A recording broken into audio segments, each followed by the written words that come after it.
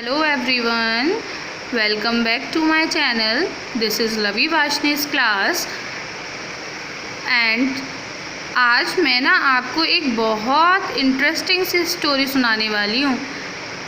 जो स्टोरी हमारी है वो है the tale of Peter Rabbit, यानी कि ये जो स्टोरी है ये किसकी स्टोरी है? पीटर रैबिट की स्टोरी है। Once upon a time there were 4 little rabbits called Flopsy, Mopsy, Cottontail and Peter. They lived near the river under a very big fir tree. One morning their mother said, "You may go to the fields to play, but don't go into Mr. McGregor's garden, as he does not like anyone spoiling his plants. Don't be naughty. I am going out to buy some bread and buns." She picked up her basket and went out. एक बार की बात है, 4 छोटे छोटे rabbits थे जिनका name था फ्लॉप्सी, Mopsy, कॉटनटेल और पीटर। वो ना एक नदी के पास रहते थे, जहाँ किसके नीचे रहते थे? एक बहुत बड़ा फर ट्री था, उसके नीचे।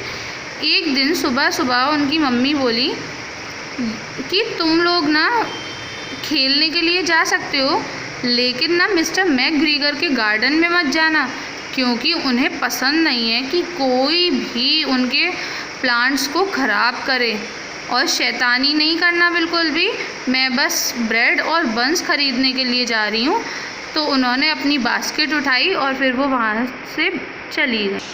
फ्लॉप्सी, Mopsy, Cottontail were good little bunnies. They went out to gather fruits, but Peter was very naughty. He ran to Mr. McGregor's garden and squeezed under the gate. First, he ate some lettuce, then some French beans and then some radishes. तो फ्लॉप्सी, मॉप्सी और कॉटनटेल जो थे वो अच्छे bunnies थे, वो शैतान नहीं थे ज़्यादा। तो वो तो बाहर ना फ्रूट्स कलेक्ट करने के लिए चले गए, लेकिन पीटर जो था वो बहुत ज़्यादा शैतान था। वो मिस्टर मैकग्रीगर के गार्डन में गया और गेट के नीचे से उसने कोशिश की अंदर जाने की, तो वो अंदर चला गया। बिल्कुल पतली सी गेट के नीचे तो क्या जगह होती है? नहीं होती ना, बहुत पतली सी जगह होती है। वो वहीं से बिल्कुल निकल गया, गेट अंदर पहुंच गया गार्डन में।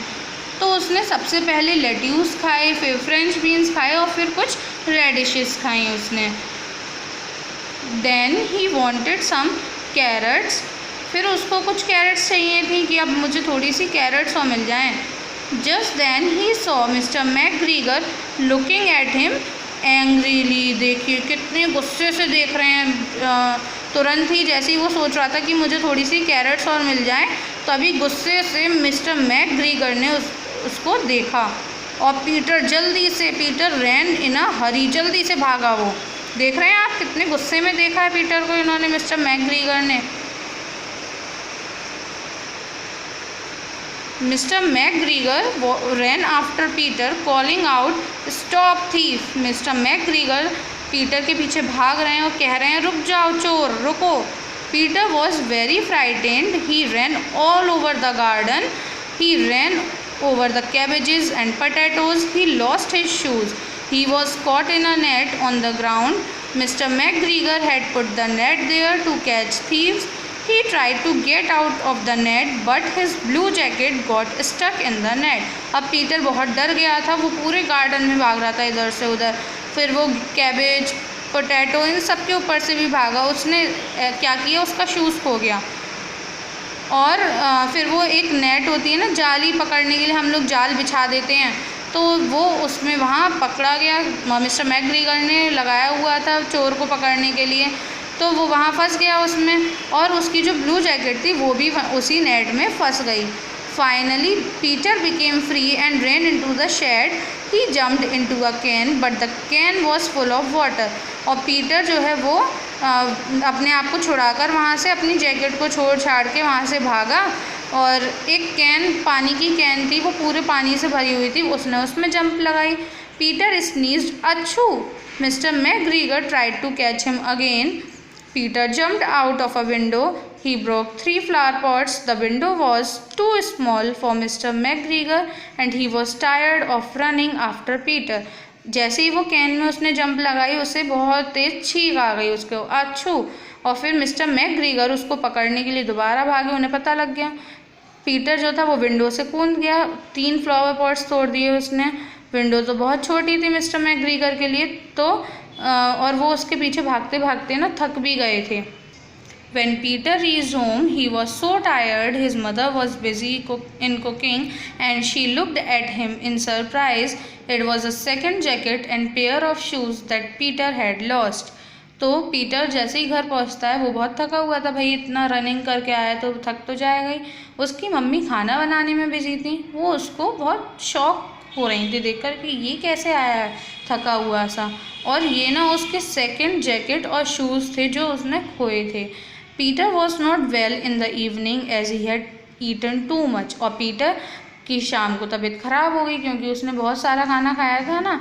सो he had to take a bitter medicine, और इसके लिए उसको कड़वी कड़वी सी दवा लेनी पड़ी। But Flopsy, Mopsy and cottontail had bread, milk and fruits for dinner. Peter promise never to eat so much food all at once again. और फ्लॉप्सी, मॉप्सी, कॉटन टेल ये लोग ब्रेड खा रहे थे, मिल्क खा रहे थे, फ्रूट्स डिनर में, है ना। और पीटर ने क्या प्रॉमिस किया कि आज के बाद वो अब दोबारा से कभी भी इतना सारा खाना एक साथ नहीं खाएगा।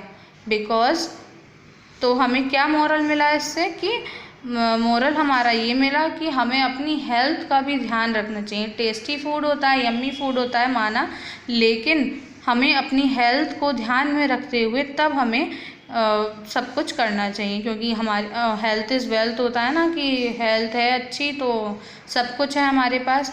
तो इसीलिए आई होप कि आप सबको ये स्टोरी अच्छी लगी होगी। ऐसे ही आगे मैं और भी स्टोरीज़ लेकर आऊँगी। तो अभी तक अगर आपने मेरा चैनल सब्सक्राइब नहीं किया है तो प्लीज़ उसको सब्सक्राइब करिए and please like my video. Thank you.